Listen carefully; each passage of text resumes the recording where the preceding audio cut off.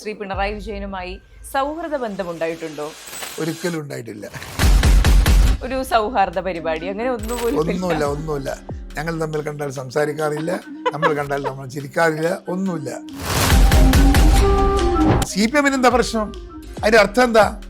ആ അടിച്ചു കൊണ്ടുപോയ പണത്തിന്റെയും അല്ലെ സ്വർണം കൊണ്ടുപോയതിന്റെയും പിറകിൽ ഇവർക്കുണ്ട് പങ്കുണ്ടെന്നല്ലേ?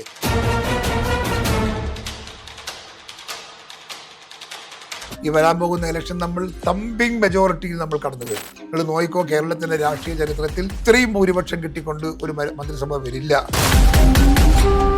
വൈകുന്നേരം 5 മണി കഴിഞ്ഞാൽ അമ്മ വരാന്തയിൽ ഇപ്പോൾ ഇരിക്കും. ഞാൻ രാത്രി തിരിച്ചു വരുന്നത് വരെ അപ്പുറത്തിരിക്കുന്നത്. വരില്ലേ നമുക്ക് സംശയമാണ്. അതാണ് പ്രശ്നം. അമ്മയൊക്കെ ഞാനിവിടുന്ന് വീട്ടിൽ നിന്ന് ഇറങ്ങിപ്പോയാൽ വൈകുന്നേരം 5 മണി കഴിഞ്ഞാൽ അമ്മ വരാന്തയിൽ ഇപ്പോൾ ഇരിക്കും. ഞാൻ രാത്രി തിരിച്ചു വരുന്നത് വരെ അപ്പുറത്തിരിക്കുക. വരില്ലേ നമുക്ക് സംശയമാണ്. അതാണ് പ്രശ്നം. അങ്ങനെ കുടുംബത്തിൻ്റെ മനസ്സിൽ പോലും ആകാംക്ഷ നിലനിന്ന ഒരു കാലഘട്ടം ഉണ്ടായിരുന്നു എനിക്ക്. എവിടെ പോകുമ്പോഴും നമുക്ക് ശത്രുക്കളും CPM എന്ന് പറയുന്ന രാഷ്ട്രീയ പാർട്ടിയുടെ അക്രമമാണ്. വേറെ ആരുടെയും പ്രശ്നങ്ങൾ എനിക്കില്ല. നമ്മുടെ പാർട്ടിക്കകത്ത് എല്ലാവരും എനിക്ക് വേണ്ടി വീണ് മരിക്കുന്നവരാണ്. ഒരു തർക്കമില്ലാത്ത കാര്യമാണ്. എവിടെ വന്ന് എനിക്ക് വേണ്ടി മരിക്കാൻ എൻ്റെ കൂട്ടത്തിൽ 100 കണക്കിന് കുട്ടികൾ എന്നോടൊപ്പം ഉണ്ട്. എന്ത് വേണേലും ചെയ്യാൻ അവർ തയ്യാറാണ്. പക്ഷേ ഞങ്ങൾ അവരെല്ലാം കൺട്രോൾ ചെയ്ത് തിരിച്ചടി വേണ്ട എന്നതുകൊണ്ട് തിരിച്ചടിക്കാതെ നമ്മൾ അക്രമം നടത്താതെ നമ്മൾ രാഷ്ട്രീയം നടത്തി നമ്മൾ ജനങ്ങളുടെ വിശ്വാസം തേടി നമ്മൾക്ക് നേടാൻ സാധിച്ചു. അതിൻ്റെ വിജയമാണ് കണ്ണൂർ ജില്ലയിലെ ഇത് അവസാനത്തെ തിരഞ്ഞെടുപ്പ് വരെയും. അതെ, കലാലയ ജീവിതത്തിലെ രാഷ്ട്രീയ അനുഭവങ്ങൾ ഒന്ന് പങ്കുവയ്ക്കൂ. കലാലയ ജീവിതത്തിൽ ഞാൻ ബ്രിണ്ണൻ കോളേജിലാണ് പഠിച്ചത്. ബ്രിണ്ണൻ കോളേജിൽ പഠിച്ചപ്പോൾ ഞാൻ പ്രീ ഡിഗ്രി മുതൽ BA MA 7 കൊല്ലം ഞാൻ അവിടെ ബ്രിണ്ണനിലായിരുന്നു. അപ്പോൾ അന്ന് അവിടെ ഞാൻ ബ്രിണ്ണനിൽ MA പഠിക്കുമ്പോൾ സമയത്ത് പിണറായി വിജയൻ അവിടെ ഒരു പരീക്ഷ എഴുതാൻ വന്നിരുന്നു. ആ പരീക്ഷ എഴുതാൻ വന്ന ദിവസം ഞങ്ങൾ മേലെ നമ്മളൊരു മീറ്റിംഗ് നടക്കുന്നു. അപ്പോൾ അതിൻ്റെ അന്ന് SFIയുടെ സമരമാണ് കോളേജിൽ. അപ്പോൾ സമരത്തിന് ആളുകളെ കുട്ടികളെയൊക്കെ കോളേജിൽ നിന്ന് ഇറക്കാൻ വേണ്ടി SFIക്കാർ ശ്രമിച്ചപ്പോൾ നമ്മൾ കുട്ടികൾ സമ്മതിക്കാതെ അവരൊക്കെ എല്ലാവരും വന്ന് മേലെ സയൻസ് ബ്ലോക്കിലിരുന്ന് അവർ ക്ലാസ് നടത്തുന്നു. അധ്യാപകനെ കൊണ്ടെത്തി ക്ലാസ് നടത്തുന്നു.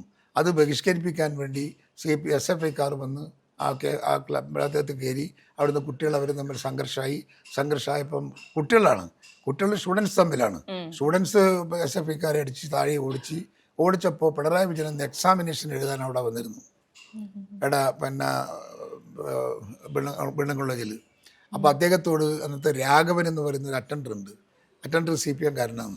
അയാൾ ഈ SFIക്കാരെ അടിച്ചോടിച്ചു എന്ന വാർത്ത ഓഫീസിൽ പരീക്ഷ എഴുതുന്നിടക്കെ പോയി പിണറായി വിജയനോട് സ്വകാര്യം പറഞ്ഞു. പിണറായി വിജയൻ അത് അപ്പാട് തന്നെ എക്സാമിനേഷൻ എഴുതാൻ വന്നതാണ്, ഡിഗ്രി കംപ്ലീറ്റ് ചെയ്യാൻ വേണ്ടി.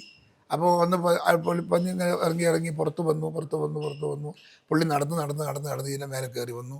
ആടുന്ന് മേലെ നിന്ന് സംഘർഷമായി, ആടുന്ന് ചില തല്ലായി, വെള്ളലായിട്ട് അങ്ങനെയൊക്കെ പോയി. അദ്ദേഹത്തിൻ്റെ ഭാഗത്തേക്ക് പോയി, നമ്മളെ ഭാഗത്തേക്കും പോയി. അതൊക്കെ നടന്നിട്ടുണ്ട് അവിടെയൊക്കെ. അങ്ങനെ ആടെ SFI നമ്മൾ എന്നും സംഘർഷമാണ് ബ്രിണ്ണൻ കോളേജിൽ.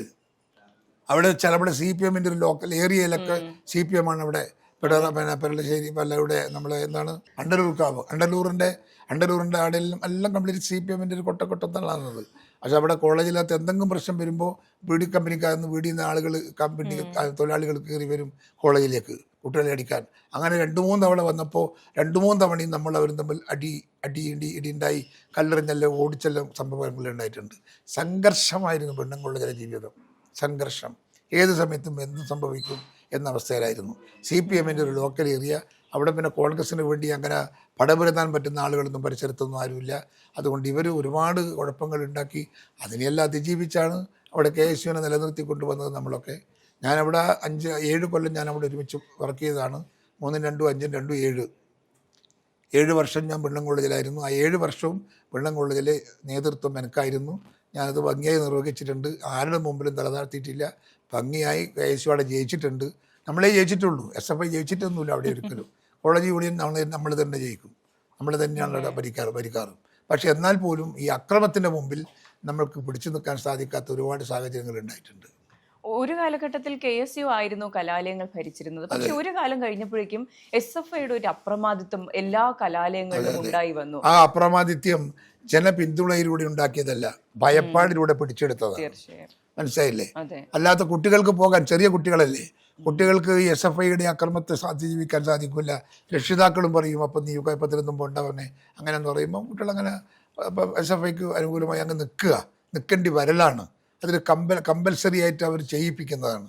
അതൊരു എന്താ പറയുക, ഒരു ഭയപ്പാടിൻ്റെ ആശങ്ക, ഭയപ്പാടിൻ്റെ പുറത്ത് അവർ ആളുകൾ താക്കേണ്ടി വരുന്നതാണ്. അത് ജനാധിപത്യത്തിൻ്റെ ഒരു മുഖമല്ല, അതൊരു ഏകാധിപത്യത്തിൻ്റെയും സർവാധിപത്യത്തിൻ്റെയും മുഖമാണ്. അതെ. അപ്പോൾ ശ്രീ പിണറായി വിജയനുമായി സൗഹൃദ ബന്ധം ഉണ്ടായിട്ടുണ്ടോ? ഒരിക്കലും ഉണ്ടായിട്ടില്ല. എപ്പോഴും ശത്രുപക്ഷത്താണ്. കോളേജ് മുതൽ ശത്രുപക്ഷത്താണ്. ഒരു സൗഹാർദ്ദ പരിപാടി അങ്ങനെ ഒന്നുമില്ല. ഞങ്ങൾ തമ്മിൽ കണ്ടാൽ സംസാരിക്കാറില്ല, നമ്മൾ കണ്ടാൽ നമ്മൾ ചിരിക്കാറില്ല, ഒന്നുമില്ല. ഞാനൊരു ദിവസം AK ആന്റണിയെ കാണാൻ വേണ്ടി ഞാൻ മുറി കയറുമ്പോൾ മുറി കയറി ഞാൻ AK ആയിട്ട് സംസാരിച്ചുകൊണ്ടിരിക്കുകയാണ്. അപ്പോൾ പിണറായി വിജയൻ കയറി വന്നപ്പോൾ മുറിയിലുള്ള ബാക്കി എല്ലാവരും എഴുന്നേറ്റു, ഞാൻ മാത്രം എഴുന്നേറ്റില്ല. അവസാനം തിരിച്ചു പോയപ്പോൾ AK ആന്റണി ചോദിച്ചു, സുധാകരൻ്റെ ഇരുത്തം കണ്ടപ്പോൾ എനിക്ക് പഴയതെല്ലാം ഓർമ്മ വന്നു. ഞാൻ അനങ്ങിയില്ല, ഞാൻ അദ്ദേഹത്തിന് മൈൻഡ് ചെയ്തില്ല, ഞാനവിടെ ഇരുന്നു. 10 മിനിറ്റ് കഴിഞ്ഞപ്പോൾ പുള്ളി സംസാരിച്ചിട്ട് പുള്ളി പോയി. അതിനുശേഷം എനിക്ക് AKയുടെ റിയാക്ഷൻ അങ്ങനെയായിരുന്നു, സുധാകരൻ്റെ ഇരുത്തം കണ്ടിട്ട് ഞാനിങ്ങനെ നോക്കി രസിക്കുകയായിരുന്നു. AK ആന്റണി സാറുമായിട്ടുള്ള ബന്ധം നല്ല ബന്ധമാണ്. സ്നേഹത്തോടെ പെരുമാറുന്ന, വളരെ സ്നേഹത്തോടെ എന്നെ കാണുന്ന ഒരാളാണ് അദ്ദേഹം. എല്ലാ കാര്യത്തിലും, നല്ല കാര്യത്തിലൊക്കെ ഉപദേശങ്ങളും നിർദ്ദേശങ്ങളും എനിക്ക് തരാറുണ്ട്. ഇപ്പോഴും എന്നെ ടെലിഫോൺ ചെയ്യാറുണ്ട്. എന്തെങ്കിലും എൻ്റെ തെറ്റുകളോ കുറ്റങ്ങളോ ഉണ്ടെങ്കിൽ ഞാൻ ചൂണ്ടിക്കാണിക്കും. അതങ്ങനെ വേണ്ട, അതിങ്ങനെ വേണ്ട എന്നൊക്കെ പറയും. ഒരു ഗാർഡിയൻ്റെ എല്ലാ തരത്തിലുള്ള ഒരു റോൾ അദ്ദേഹം നിർവഹിക്കുന്നുണ്ട്. വലിയ മനസ്സിൻ്റെ ഉടമസ്ഥനാണ് അദ്ദേഹം. എന്തെങ്കിലും നല്ലൊരു ഓർമ്മ AK ആന്റണി സാറുമായിട്ടുള്ള? അല്ലെ, AK ആന്റണി മുഖ്യമന്ത്രി ആയപ്പോൾ ഞാൻ അദ്ദേഹത്തിൻ്റെ മന്ത്രിസഭയിൽ ഉണ്ടായിരുന്നു. അത് തന്നെ നല്ല ഓർമ്മ. എന്നെ ഒരു മന്ത്രിയാക്കിയല്ലോ അദ്ദേഹം. വനം വകുപ്പ് മന്ത്രി തന്നു, നല്ലൊരു വകുപ്പാണ് തന്നത്. അന്ന് വേണ്ടുമെങ്കിൽ കോടാനുകോടികൾ ഉണ്ടാക്കാം. വനം വകുപ്പ് മന്ത്രി എന്ന് പറഞ്ഞാൽ മരം മുറിക്കണം, എൻ്റെ പെർമിഷൻ വേണം. ആയിരക്കണക്കിന് ഏക്കർ തേക്ക് മരം മുറിക്കാൻ വേണ്ടി എല്ലാം സർക്കാരിൻ്റെ പെർമിഷൻ വേണം. എത്ര കോടികൾ വേണമെങ്കിലും ഉണ്ടാക്കാം. കോടാനുകോടിയായിട്ട് എൻ്റെ മുമ്പിൽ ആൾ വന്നിട്ടുണ്ട്. പക്ഷേ ഞാൻ ഒരാളെടുക്കിയെന്ന് പോലും ഞാൻ 1000 രൂപ പോലും ഞാൻ വാങ്ങിയിട്ടില്ല. മതികെട്ടാ മല പിടിച്ചെടുത്തില്ലേ, ആ പിടിച്ചെടുത്തത് ഞാൻ നേരിട്ട് പോയി മതികെട്ടാ മലയിൽ നിന്ന് ആ പോലീസിനെ കൊണ്ടുവന്ന് അവരെല്ലാം ഞാൻ അവിടുന്ന് അടിച്ച് ഇറക്കിച്ചിട്ട് അത് പൊട്ടി. അതിനുശേഷം ഒരു സീനിയറായ കേരളത്തിലെ ഒരു നേതാവ് എന്നെ വിളിച്ചിട്ട് പറഞ്ഞു, സുധാര അതൊന്ന് വിട്ടുകൊടുക്കണം, നിങ്ങളിതിനെ തെളിപ്പെടരുത് എന്ന് പറഞ്ഞു. അത് ഞാളെ പേരൊന്നും പറയില്ല. പക്ഷേ ഞാനത് പറഞ്ഞു, സാറ് പറ്റില്ല സാർ, ഞാൻ വനം വകുപ്പ് മന്ത്രിയായിരിക്കുമ്പോൾ ഞാനിത് സമ്മതിക്കില്ല എന്ന് പറഞ്ഞു. അങ്ങനെ മതികെട്ടാമല രക്ഷപ്പെടുത്തിയതാണ് മതികെട്ടാമല ഇപ്പം നിലനിൽക്കുന്നത്. അല്ലെങ്കിൽ പണ്ടേ ആളുകൾ കൊണ്ടുപോയിട്ടുണ്ടാവും. അതുപോലെ തന്നെ VS അച്യുതാനന്ദൻ സാറുമായിട്ടുള്ള നല്ലൊരു ഓർമ്മ? നല്ല ബന്ധമാണ്. എന്നെ കണ്ടാൽ സഖാവേ എന്നാദ്യം വിളിക്കും. അപ്പോൾ ഞാൻ അദ്ദേഹത്തോട് നമസ്കാരം പറയും. എനിക്ക് വളരെ ബഹുമാനമുള്ള ഒരാളാണ് ഞാൻ. കാരണം ഒരു തത്വാതീത രാഷ്ട്രീയമുള്ള ഒരാളാണ് അദ്ദേഹം. നല്ല രാഷ്ട്രീയം. അദ്ദേഹം കമ്മ്യൂണിസ്റ്റ് ആയിരിക്കാം. കമ്മ്യൂണിസ്റ്റുകാരെല്ലാം നമ്മളെ ശത്രുക്കളൊന്നുമല്ല. കമ്മ്യൂണിസ്റ്റുകാരും മനുഷ്യരാണ്. നന്നായി സ്നേഹത്തോടെ സംസാരിക്കുന്ന, സ്നേഹത്തോടെ പ്രവർത്തിക്കുന്ന നല്ല മനസ്സുള്ള കമ്മ്യൂണിസ്റ്റുകാർ ഒരുപാടുണ്ട്. അതിലൊരാളാണ്, ഏറ്റവും മുൻപിൽ നിൽക്കുന്ന ഒരാളാണ് അദ്ദേഹം അച്യുതാനന്ദൻ. നമുക്ക് വളരെ ബഹുമാനമാണ്. എവിടെ കണ്ടാലും നമ്മൾ സംസാരിക്കും. 5-2 മിനിറ്റ് സംസാരിച്ച് വർത്താനം പറഞ്ഞങ്ങ് പോകും. അത്രയേ ഉള്ളൂ, കൂടുതൽ ബന്ധമൊന്നുമില്ല. ഇപ്പോൾ അയ്യപ്പോ സ്വാമി എന്ന് പറഞ്ഞൊരു പാട്ടില് പാരഡി ഉണ്ടാക്കി, അത് വലിയ വിവാദമായിട്ടുണ്ട്. പോറ്റിയെ കയറ്റി എന്നൊക്കെ പറഞ്ഞ് അതിനെതിരെ നിയമ നടപടിയുമായി പോകുമെന്ന് CPM പറഞ്ഞെങ്കിലും ഇപ്പോൾ ഒരുപാട് വിമർശനങ്ങൾക്ക് വഴിവെച്ചുകൊണ്ട് യു-ടേൺ എടുത്തിട്ടുണ്ട്. എന്ത് നടപടിക്കാ അവര് പോവുക? ഒരു പാട്ടുണ്ടാക്കാൻ ആർക്കും അവകാശമില്ലേ? ഒരു പാട്ടുണ്ടാക്കിയ ഇവൻ കേസും കൊണ്ടുപോയാൽ ഏത് കോടതിയാ കേസ് എടുക്കുക? അതുകൊണ്ടാണ് പിന്തിരിഞ്ഞ്. വക്കീൽ പറഞ്ഞു ഇത് ഗുണമല്ല, ഇതിനെ കൊണ്ട് കാര്യമില്ല. ഒരു സംഭവം ഇത്രയും വലിയൊരു, ഞാൻ ചോദിക്കട്ടെ, ഇന്ത്യ രാജ്യത്ത് എവിടെയെങ്കിലും ഏതെങ്കിലും ഒരു ക്ഷേത്രത്തിൽ ഇത്രയും വലിയൊരു കൊള്ള നടന്നിട്ടുണ്ടോ? ആ കൊള്ളയെ സംബന്ധിച്ചാണ് ഒരു പാട്ടുണ്ടായിരിക്കുന്നത്. ആ പാട്ടുണ്ടായതിൽ ഇവർക്കെന്താ പ്രശ്നം? ഇത് CPM എന്താ പ്രശ്നം? അതിൻ്റെ അർത്ഥം എന്താ? ആ അടിച്ചു കൊണ്ടുപോയ പണത്തിൻ്റെയും അല്ലെങ്കിൽ സ്വർണം കൊണ്ടുപോയതിൻ്റെയും പിറകിൽ ഇവർക്കുണ്ട് പകുണ്ടെന്നല്ലേ? അല്ലെങ്കിൽ അവരെന്തിനാ അതിനകത്ത് വേവലാതി കൊള്ളുന്നു? അതിലൊരു പാട്ട് വന്നാൽ ഇവർക്കെന്താ കുഴപ്പം? ഇവരെന്തിനാ കേസിന് പോകാൻ നോക്കുന്നത്? സ്വയം ഏൽക്കുകയാണ്. ഞങ്ങളാണ് ഇതെല്ലാം ഇതിൻ്റെ പിറകിൽ നിന്ന് അവർ തന്നെ ഏറ്റു പറയുന്നതിന് തുല്യമാണ് ഈ അവരുടെ നടപടികൾ. ആവിഷ്കാര സ്വാതന്ത്ര്യം എന്നൊക്കെ പറഞ്ഞു. ആവിഷ്കാര സ്വാതന്ത്ര്യം എന്ന് പറയുന്ന അവരെന്നെയല്ലേ? ആവിഷ്കാര സ്വാതന്ത്ര്യത്തിന് വേണ്ടി വാദിക്കുന്നവരല്ലേ? ഇത് ആവിഷ്കാര സ്വാതന്ത്ര്യത്തിന്റെ ലംഘനമല്ലേ ഇവർ ചെയ്യാൻ പോകുന്നത്? അതെ, നമ്മുടെ കോൺഗ്രസിന്റെ രണ്ടാം നിര, അതായത് യുവനിര വളരെ ശക്തമാണ്. എനിക്ക് തോന്നുന്നു ഇപ്പോൾ വളരെ ശക്തമാണ്. ഇപ്പോൾ മുതിർന്ന നേതാക്കൾ പറയുന്നത് പോലെ നമുക്ക് പിന്നിൽ ആളുണ്ട്, നമുക്ക് പിന്നിൽ വരുന്ന മുൻനിര, രണ്ടാം നിര വളരെ പ്രബലമാണ് എന്ന് പറയുന്നത്. അത് എനിക്ക് തോന്നുന്നു ഇപ്പോൾ ഇടതുപക്ഷത്തെക്കാളും വളരെ നല്ലൊരു സിസ്റ്റമാറ്റിക് ആയ ഒരു രണ്ടാം നിര കോൺഗ്രസിനുണ്ടല്ലേ? നല്ല നല്ല നല്ല ചെറുപ്പക്കാർ, നല്ല സ്മാർട്ടായ ചെറുപ്പക്കാർ, രാഷ്ട്രീയം പഠിച്ച കുട്ടികൾ, എന്തിനും ഏതിനും തയ്യാറുള്ള ഒരുപാട് നല്ല ചെറുപ്പക്കാർ നമ്മളെ രംഗത്ത് വന്നിട്ടുണ്ട്. അത് കോൺഗ്രസിന് ഒരു വലിയ രസറ്റാണ്.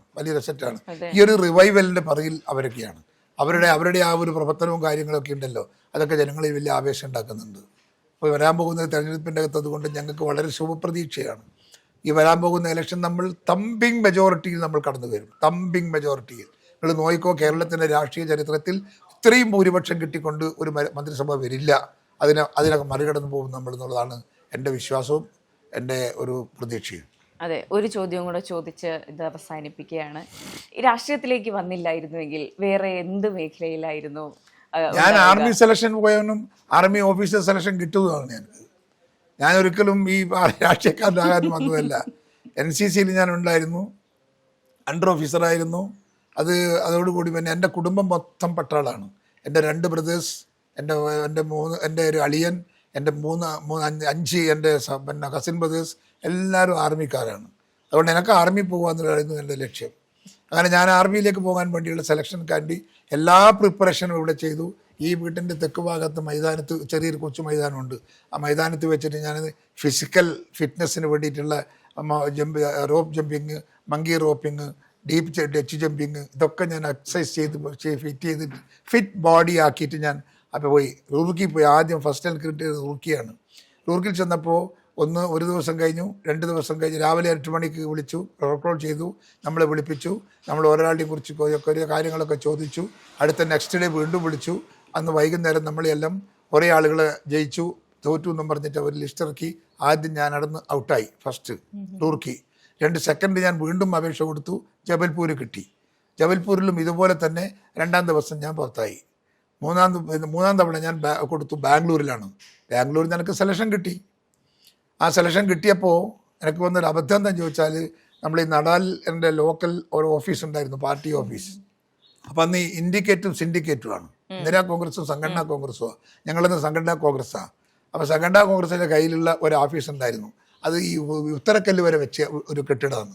ആ കെട്ടിടത്തിൻ്റെ പുറത്ത് ഒരു ദിവസം ഐ കോൺഗ്രസിൻ്റെ ആളുകൾ വന്നിട്ട് ഇതുണ്ടാക്കി, എന്താണെന്ന് പറയുക, അതിന് മേൽക്കൂരി ഉണ്ടാക്കി ഇന്ദിരാഗാന്ധിൻ്റെ ഫോട്ടോ എല്ലാം വെച്ചിട്ട് പോയി. പിറ്റേന്നാൾ നമ്മളെ പിള്ളേർ പോയിട്ട് അത് കംപ്ലീറ്റ് പറിച്ചു പൊരിച്ചിട്ട് വയലിട്ടിട്ട് കത്തിച്ചു. അപ്പോൾ ആ കേസിനകത്ത് എന്നെ അവരെ പ്രതിയാക്കി. അപ്പോൾ ഞാൻ ഇതിനകത്ത് അറിയാതെ ഞാൻ ഇത് കേസിൽ പ്രതിയായി. പക്ഷെ ബാംഗ്ലൂരിൽ പോകുമ്പോൾ എനിക്കിത് ഓർമ്മയില്ല, അല്ലേ പോകില്ലായിരുന്നു ഞാൻ. അപ്പോൾ ഈ കേസിൽ പ്രതിയാണ് എന്നുള്ളത് എനിക്ക് ഓർമ്മ വന്നത് തിരിച്ച് വരുമ്പോഴാണ്. ഞാൻ പോയി, എനിക്ക് സെലക്ഷൻ കിട്ടി ബാംഗ്ലൂരിൽ നിന്ന് വരുമ്പം തന്നെ. പക്ഷേ എനിക്ക് കേസിൽ പ്രതിയായതുകൊണ്ട് എന്നെ വിളിക്കാൻ സാധ്യതയില്ല എന്നൊരു പോലീസിൻ്റെ എൻക്വയറി ഉണ്ടാവുമല്ലോ. അപ്പോൾ സ്വാഭാവികമായും അപ്പം തന്നെ എനിക്ക് സംശയം വന്നതിന്. അത് ഒരു 1.5 മാസം കഴിഞ്ഞപ്പോൾ എനിക്കൊരു കത്ത് വന്നു, ആർമി ഹെഡ് ക്വാർട്ടേഴ്സിൽ നിന്ന് എൻ്റെ സെലക്ഷൻ റദ്ദ് ചെയ്തിരിക്കുന്നു, ഡ്യൂ ടു ഇൻവോൾവ്മെൻറ്റ് പറയാൻ ക്രിമിനൽ കേസ് എന്ന് പറഞ്ഞിട്ട്. എൻ്റെ കയ്യിലുണ്ട് ഇപ്പോൾ കള്ളസ്, എൻ്റെ ഫയൽ നോക്കിയാലോ കാണുമ്പോൾ അത് വെച്ചിട്ട് അത് സെലക്ഷൻ അങ്ങ് പോയി. പിന്നെ രാഷ്ട്രീയത്തിലേക്ക് അങ്ങ് ഇറങ്ങി, അത്രയും മാർക്കുള്ളൂ. പിന്നെ ആർക്കും വരാവുന്ന ഒരു വേദിയാണല്ലോ രാഷ്ട്രീയം. പക്ഷേ ശോഭിക്കണമെങ്കിൽ അതിൻ്റെതായ സത്യസന്ധതയും വേണം, അതിൻ്റെ കഴിവ് വേണം. എൻ്റെ ഒരു ഏറ്റവും വലിയ എൻ്റെ ഒരു പൊളിറ്റിക്കൽ അസറ്റ് എന്ന് പറയുന്നത് എൻ്റെ സത്യസന്ധതയാണ്. ആരോടും സത്യസന്ധമായി പെരുമാറാനും, ആരെ സഹായിക്കണോ, എന്ത് സഹായിക്കാൻ പറ്റുമോ അത് സഹായിക്കുകയും ചെയ്യുന്ന ഒരു മനസ്സുണ്ട് എനിക്ക്. ആ മനസ്സാണ് എൻ്റെ രാഷ്ട്രീയ അസ്തിത്വം എന്നാണ് ഞാൻ വിശ്വസിക്കുന്നത്. അതിനുള്ള അംഗീകാരം എനിക്ക് ജനങ്ങൾ തരുന്നുണ്ട്, ബഹുമാനവും ആദരവും എനിക്ക് തരുന്നുണ്ട്. അതുകൊണ്ട് തന്നെ എൻ്റെ ജനമനസ്സിൽ ഞാനുണ്ട് എന്നുള്ള വിശ്വാസത്തിലാണ് ഞാൻ ഇങ്ങനെ തള്ളി പോകുന്നത്. അതെ, ഇപ്പോൾ ഈ ഊർജവും ഈ യുവത്വവും എല്ലാം എല്ലാ കാലത്തും നിലനിൽക്കട്ടെ. എല്ലാവിധ ആരോഗ്യ ആശംസകളും നേരുന്നു.